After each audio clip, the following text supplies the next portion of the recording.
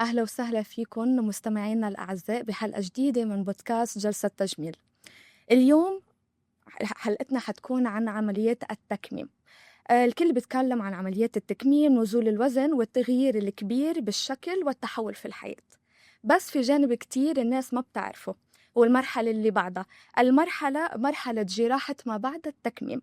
التكميم بداية رحلة جديدة مش نهايتها. وبعد ما يحقق الشخص هدفه بنزول الوزن لازم يحقق ويستعيد ثقته بنفسه من حيث التنسيق والقوام. اليوم ضيفنا الدكتور أحمد الشريفة، استشاري جراحة التجميل وتنسيق القوام. رح يشرح لنا تفاصيل الجراحات اللي بتساعد المريض أنه يستعيد ثقته بنفسه والحصول على الشكل والقوام اللي هو بيتمناه. بداية، أهلا وسهلا فيك أستاذ أحمد، الدكتور أحمد شريفة. أغلب الناس بيعتقدوا أنه التكميم هو النهاية، بس بالحقيقة حسب كلامك ومفهومنا أنه هو بداية لمرحلة جديدة. فممكن تشرح لنا ليش الجسم بعد التكميم يحتاج لجراحات إضافية؟ طيب، هو بداية التكميم عملية أو عمليات إنقاص الوزن هي عمليات الحقيقة أحدثت طفرة على المستوى الصحي بالنسبة للناس اللي وزنهم كبير، لأن هي ظبطت حاجات كتير جدا من الأمراض المزمنة زي النوع التاني من السكر، زي الضغط، زي آلام المفاصل والظهر. فهي عمليات ليها ضرورة ملحة طبيا، خصوصا لما بتتم للناس اللي وزنهم فعلا أو معدل كتلة جسمهم كبير، مش البنات اللي مستسهلة العملية وداخلة بس تنزل 10-15 كيلو. فدي بتكون بداية ليهم ان هم يستعيدوا او يصلحوا مشاكل كتير على المستوى الصحي. لكن العيب الوحيد لعمليات التكميم او تحويل المسار او غيرها من العمليات اللي بتنزل الوزن هي فكرة الترهلات اللي بتحصل في الجلد بعد العملية. بعد العملية في جزء كبير من امتصاص البروتين بيكون قليل، مع النزول في الخلايا الدهنية اللي تحت الجلد بيبدأ يحصل، ونزول كمان الكتلة العضلية بيبدأ يحصل ان الجلد بيترهل. ودايما انا بشبه المريض اللي عمل تكميم ونزل نزول كبير في الوزن ان الجلد بتاعه بقى شبه الملابس اللي هو لابسها وما عادتش بتاعته. يعني الجلد، يعني هو لابس ملابس ما عادتش بتاعته. صحيح. او زي واحد كان بيلبس كنزه وسعت عليه. بالظبط. بالظبط. فدورنا بيجي هنا في تنسيق القوام وشد الجلد. 99% من جراحاتنا بتكون للأسف شد جراحي. تمام. طيب ليه التغيرات او ليه احنا بنقول شد جراحي؟ لأن بيحصل للجلد فقدان للمرونة، فقدان للإلاستين، للكولاجين، فقدان على القدرة على الريكويل ان هو ينكمش على نفسه. في مشاكل كتير جدا بتحصل في الجلد، دي أهمها ما بنقدرش نعتمد على النحت بس، ولا بنقدر نعتمد على أجهزة الشد الحديثة حتى زي أجهزة الار اف أو أجهزة الجي بلازما أو الإيبكس رينوفيون أو الكلام ده كله. ليه؟ لأن الجلد أصلا مش هيستجيب ليها لأنه ضعيف. وده بيبقى باين حتى على مستوى ان الستريتش ماركس ظاهرة، الجلد سقط وساب مكانه، فلازم بيكون حلها هو القص الجراحي. تمام. لكن أنت already you mentioned أو حكيت عن موضوع الجسم بعد التكميم ليش بيحتاج للجراحة وشو الشيء اللي بيأثر على شكلنا من ترهلات لوزن زيادة. طيب، هل كل من بيسوي التكميم بحاجة لهيدي العمليات؟ طبعا، على الأقل في منطقة في جسمه هتحتاج لعملية تجميلية، وأغلبهم بتكون مناطق البطن. فطبعا أغلب اللي عملوا تكميم أو تحويل مسار ونزلوا نزول مهم في الوزن هيحتاج على الأقل لنوع أو نوعين من جراحات الشد المختلفة بعد النزول في الوزن. ما بعد التكميم. حلو كتير. في ناس بتقول إنه الجلد ممكن بعد وقت معين يرجع لطبيعته بشد الجسم برياضة بأكل صحي. هل هيدا الشيء مزبوط أو الجراحة ما بعد التكميم يعني خلص لازم؟ لا، أنا بوجه نصيحة لكل واحدة أو واحد عمل تكميم أو تحويل مسار إن لازم تلعب رياضة، لأن الرياضة دورها بعد التكميم كبير جدا. يمكن جراحين التكميم يقدروا يتكلموا عنها، لكن هي بتحافظ على الكتلة العضلية، في نفس الوقت بتدي مقدار بسيط من الشد للجلد. فبدل ما كنا ممكن ندخل نعمل 4-5 مناطق، ممكن نعمل 3. ما بقولش انها تشد المناطق المترهلة ترهل كبير، الرياضة مش هتفرق فيها، لكن الرياضة بتضيف للكتلة العضلية اللي موجودة، وده بيحسن من صحة المريض العامة. لان كتير قوي بعد التكميم تيجي المريضه او المريض يقول لك انا مجهودي قل، مجهودي ما عدتش بقدر اعمل اللي بعمله زمان. ده اهمل في الرياضه بعد العمليه. عدم الكتله امتصاص الاكل يمكن بصير اقل. طبعا، بس هو كان لازم يصلح ده بان هو يشتغل على نفسه، ان الجسم يحرق الدهون، ما يحرقش او ما يكسرش العضلات. ده يفرق معنا جدا. كمان في المناطق اللي الترهل فيها بسيط، لو لعب رياضة ممكن يشد الجلد بصورة ما تخلينا ما نضطرش نعمل شد في مكان او اتنين من الاماكن اللي لو اهمل في الرياضة ممكن نعمل فيهم العملية. جراحة. جميل جدا. طيب دكتور، خلينا نحكي بالتفاصيل أكتر شوي. شو هي أهم العمليات اللي بتصير ما بعد التكميم؟ طيب احنا ممكن نبدأ بطريقة بسيطة جدا من فوق لتحت. تمام. السيدات الكبار شوية أو الرجالة حتى الكبار شوية في السن، مع النزول في الوزن خصوصا لو نزول كبير بيبدأ الوجه والرقبة نفسهم يترهلوا. صحيح. فلازم بنعمل لهم عملية شد الوجه والرقبة.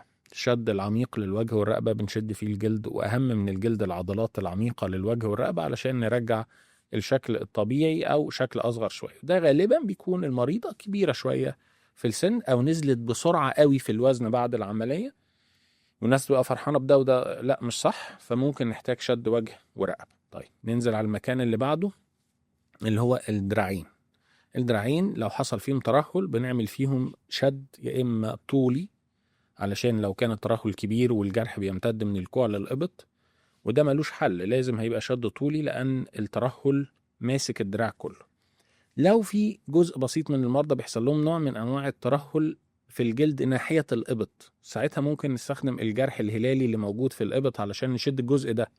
لكن احنا مش عاوزين نحمل الجزء ده أكبر أو الجرح ده أكبر من طاقته، هو ما يقدرش يشد الدراع كاملا. ببساطة لو الترهل هنا أنا بشد شدة بسيطة عشان الحتة اللي هنا بس، لكن لو الترهل بطول الدراع لازم أشد الدراع وأخلي الجرح في مكان الخياطة بتاعت الملابس مثلا.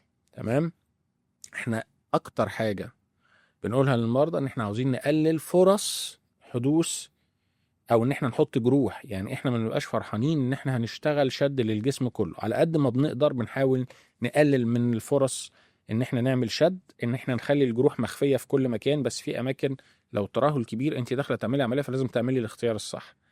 بعد كده بنيجي للثدي. الثدي بيحصل فيه نوعين من التغير، ترهل في الجلد والغدة بتنكمش، الغدة اللبنية بتنكمش عند السيدات، وبالتالي الثدي بالذات لازم ناخد فيه قرار. يا إما لو الترهل فقط في الجلد والغدة لسه محتفظة بالحجم بتاعها ممكن نعيد تكوير أو تشكيل أنسجة الثدي علشان نعمل رفع وشد للثدي. لو الأنسجة قليلة لازم بنبدأ نرفع الثدي ونعوض الحجم بتاع الغدة بحشوات السيليكون. ده في السيدات. طب في الرجالة لو الترهل كان بسيط والغدة اللبنية متضخمة شوية بنعمل شفط ونحت باستخدام أجهزة الفيزر. ممكن شد بسيط بالأجهزة الحديثة لو ترهل بسيط، وبنعمل إزالة للغدة زيه زي الرجالة اللي ما عملتش تكميم. لكن لو الترهل من الدرجة الرابعة وفي ترهل كبير في الثدي لازم هنعمل شد وقص للجلد. وبيختلف شكل الجرح هنا من جرح عرضي كامل، وده ساعات بيدي شكل أنثوي شوية أو بنسميه برا لاين سكار. فبقى الافضل ان احنا بنعمل جرح ماشي مع عضلة الصدر، جزء بالعرض وبعدين جزء مخفي في الحافة بتاعة البيكتوراليز ميجور او عضلة الصدر. في نوع تاني من الشد ان احنا لو الترهل بسيط شوية ممكن يبقى الشد حوالين الهالة والحلمة، وده برضو عدد المرضى بتاعه قليل. ده بالنسبة للصدر.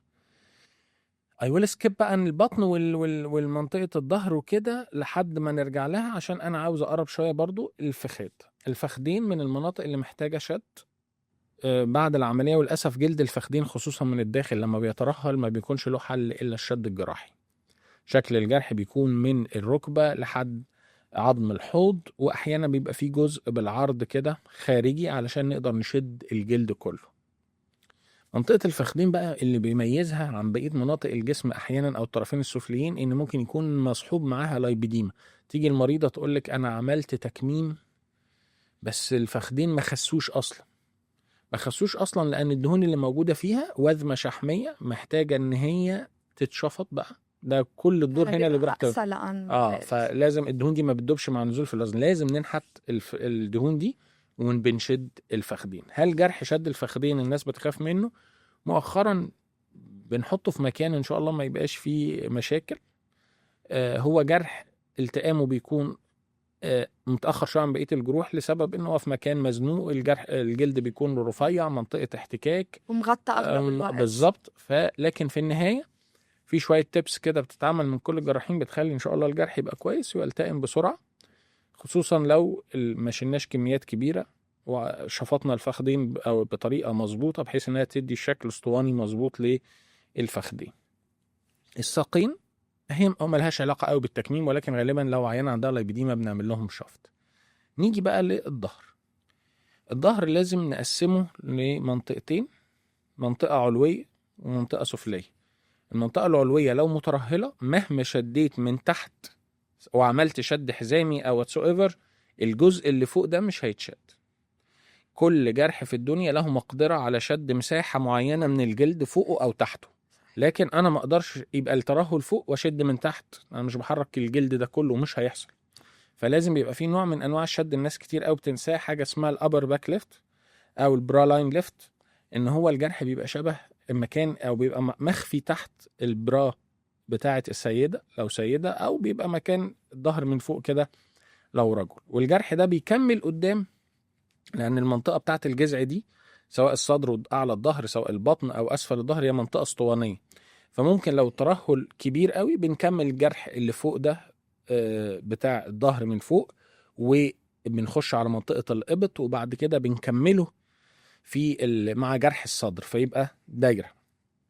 طيب نيجي بقى للبطن، دي أشهر مكان بيترهل عند السيدات. ليه؟ لأن هو كده كل السيدات بعد الحمل والولادة غالبا بيبقوا عاوزين شد بطن. صحيح. ما بالك عاملة تكميم ونزل الوزن، فبتبقى محتاجة ان احنا نعمل شد البطن. بس للأسف الترهل هنا ما بيكونش على قد الجزء الأمامي أو من عظمة الحوض اليسرى لعظمة الحوض اليمنى، لا ده بيبقى ترهل غالبا ممتد للأجناب. صحيح، تلاقيه مكربج شوي. فبيبقى ممتد وأكبر فبنعمل حاجة اسمها شد بطن ممتد. طب لو الترهل واصل لأسفل الظهر بنعمل ما يطلق الشد الحزامي. الشد الحزامي من أشهر العمليات اللي بتحصل بعد عمليات التكميم أو تحويل المسار بالذات وفي فقدان كبير في الوزن. الشد الحزامي الهدف الأساسي منه مش قص الجلد فقط، ولكن هو إعادة تشكيل وهيكلة النصف السفلي من الجلد بتاع الجسم. وأهم منطقة هي منطقة المؤخرة. زي ما قلنا الثدي عبارة عن جلد وغدة، والجلد بيسقط والغدة بيحصل لها ضمور. نيجي بقى لمنطقة المؤخرة. المؤخرة برضو عبارة عن جلد وعضلات. الجلد مع نزول في الوزن بيسقط، والمؤخرة فيها دهون كمان فبتخس، وفيها عضلات بيحصل لها أتروفي. فبيحصل 3 تغيرات أساسية، الجلد بيسقط، الدهون بتروح، العضلات بتخس. فأنا لازم أريبليس فوليوم، يعني أنا لازم أعوض النزول في الوزن ولازم أشد الجلد. فشد الجلد بيكون عن طريق ان انا برفع المؤخرة بجرح اسفل الظهر، فبيبقى ده جزء من عملية الشد الحزامي. ولازم اعوض الدهون والعضلات اللي حصل لها اتروفي بان انا لو في اماكن او فات ريزرفوارز لسه موجودة في الجسم، وده احيانا بيكون موجود، احقن الدهون، بس لازم اكون رفعت المؤخرة وعدلتها لوضعها الطبيعي. او بنستخدم السيليكون لو المريضة خلاص ما عادش عندها دهون، بنحط السيليكون داخل عضلة المؤخرة وآمن تماما ومن أحلى العمليات، بس بعد ما أكون رفعت برضو جلد المؤخرة عشان رجعته لوضعه الطبيعي. ما أقدرش أملى حاجة أو أحشي حاجة من غير ما تكون بقت في وضعها الطبيعي. وفي نوع من أنواع الجراحات إن أنا بأعيد تكوير أنسجة الجلد نفسه لو الجلد كبير قوي، واستخدمها في إن أنا أبني حجم تاني للمؤخرة. فدي أغلب العمليات. أنا طولت شوية بس ده كان عشان أوضح للناس فكرة العمليات الأساسية بعد النزول في الوزن. في عمليات زي شد الدراع الطولي، إن أنا أخد الدراع بالجزء الجانبي من الجذع، ما بحبهاش قوي، تمام، ولكن في النهاية هي اختيار للمريض. أنا ما بحبش دايما الجروح اللي بالطول قوي، بس احيانا بتكون حل لبعض المرضى اللي هم مش عاوزين جروح كبيره في مناطق معينه او كتيره فبيختصروا. ممكن ان هو ياخد الجرح بالطول شويه. أيوة. ده اغلب العمليات اللي بتعمل بعد التكميم منطقه يعني.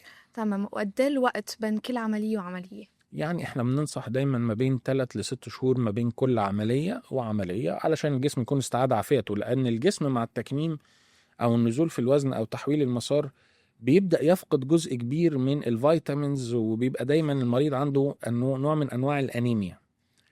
ولازم نفهم الناس ليه دايما عمليات الشد في المرضى التكميم بيكون دايما المعدل فقدان الدم فيها أعلى شوية. رقم واحد، احنا بنقص كميات أكبر من الجلد.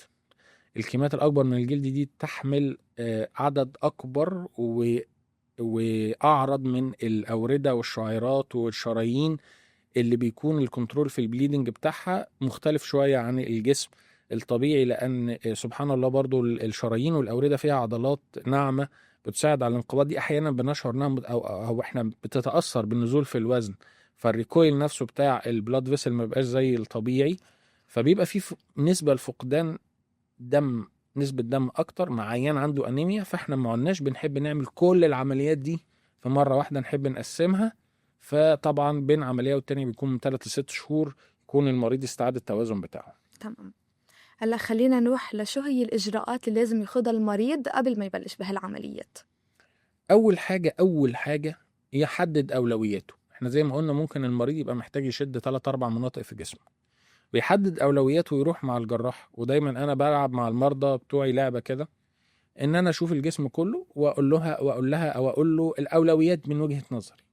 قد نتفق قد نختلف، كل واحد أولويات. يعني السيدة تقول لك لا أنا عاوز أعمل الثدي الأول، لا أنا عاوز أعمل البطن الأول. في النهاية بيكون رغبة المريضة في الحالات دي هي الأساس، لأن هو كل المناطق متضررة وهي شايفة إن دي أكتر منطقة مضايقاها فبنعملها. ممكن نوجه لها النصيحة إن هي حسب وقتها وحسب أجازتها وحسب هتعمل إيه قبل إيه، ممكن نخلي إيه آخر حاجة. فده الأساس في الكونسلت. فلازم أحضر نفسي بكونسلتيشن كويس، لازم أحضر نفسي بإن أنا أهتم بنسبة الهيموجلوبين في الدم والفيتامينز بتاعتي، وأدخل العملية وأنا فت جدا للعملية.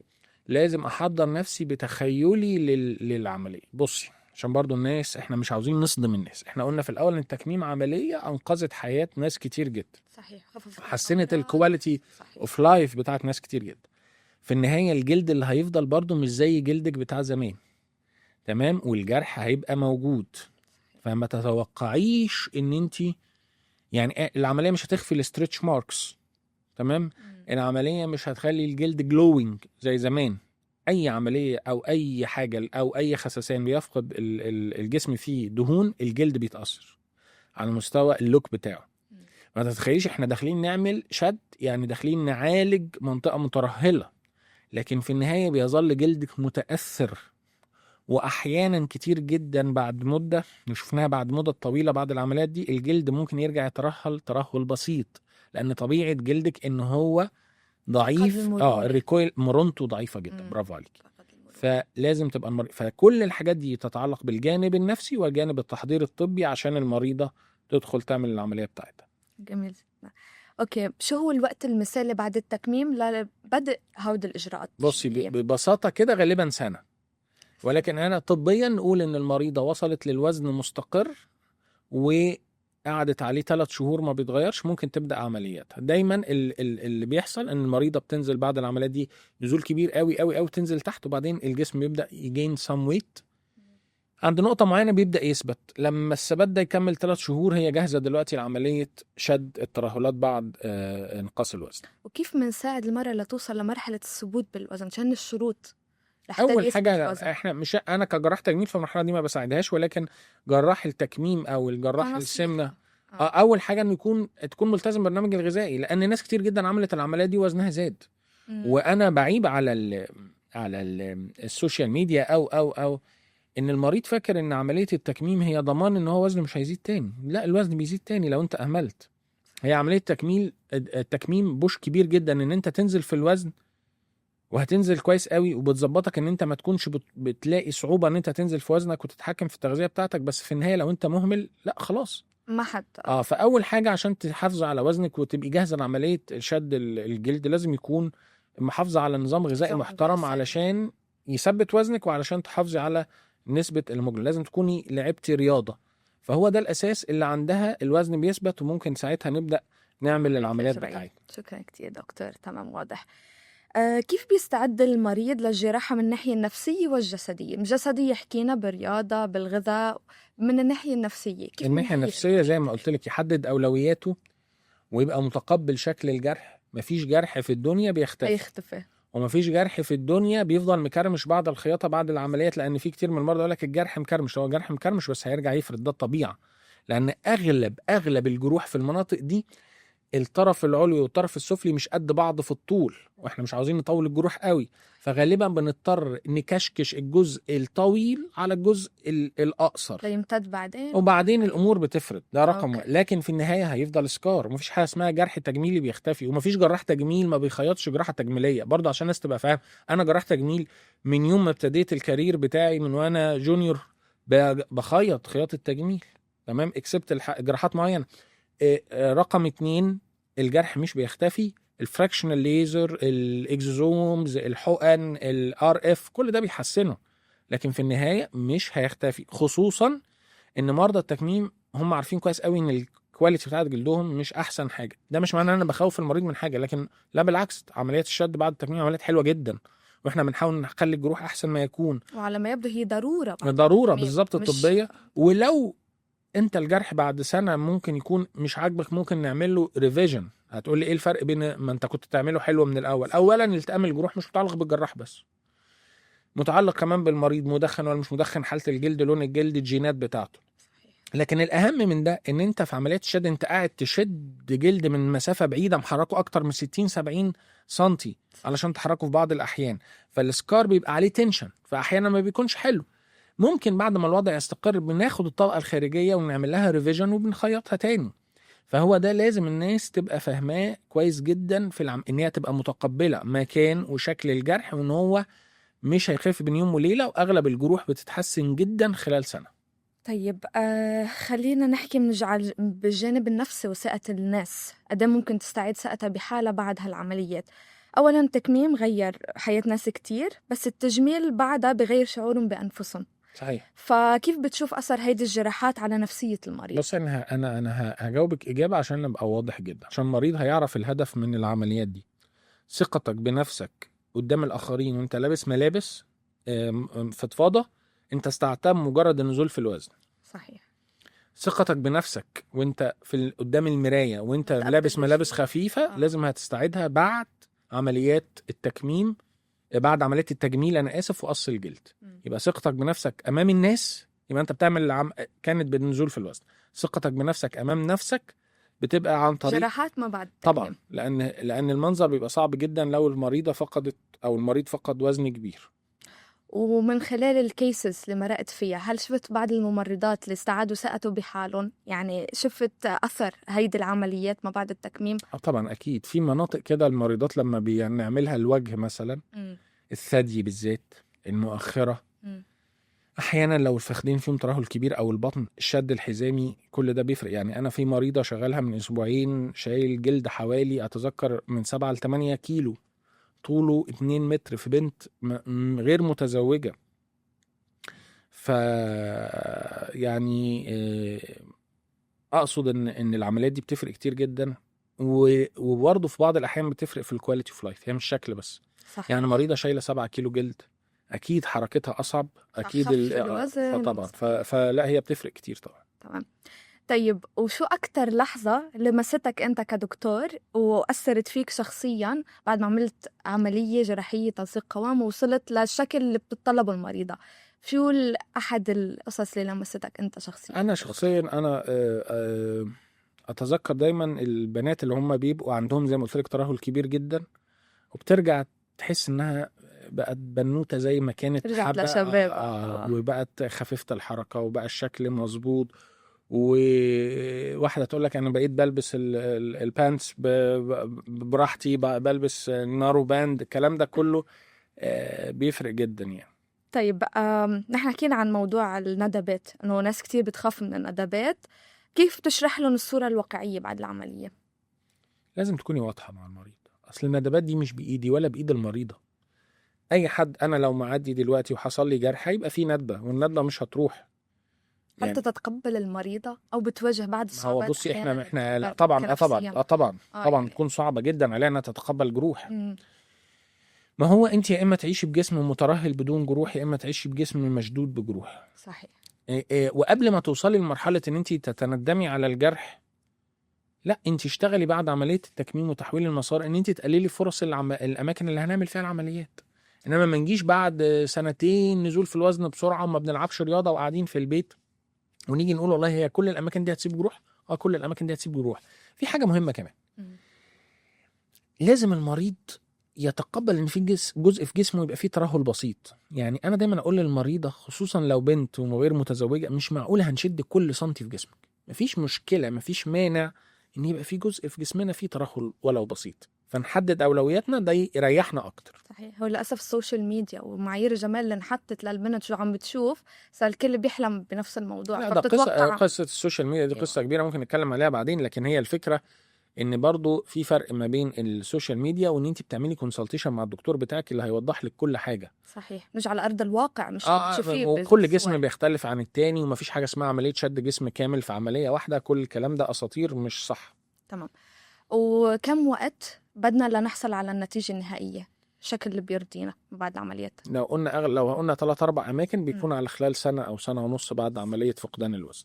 والنتيجة حتستمر لمدى الحياة أو بدنا إيفورت زيادة من المريض؟ لا، برضو محتاجين رياضه، محتاجين تغذيه سليمه، محتاجين امداد الجسم بالبروتينات والكولاجين، وفي نفس الوقت لازم زي ما قلت لك بعد مده من الزمن. زي هقول لك حاجه، هي السيده او الرجل اللي ما عملش تكميم، هو الجسم بتاعه مش بيترهل زي في منطقه زي الوجه او الثدي، بيترهل مع الزمن. تأثير الزمن في الترهل بتاع الجلد بتاع المتكمم أو اللي عمل تحويل مسار أسرع وأكثر من الشخص الطبيعي. وبالتالي قدرة الجلد على مقاومة تأثير الزمن والجاذبية أقل.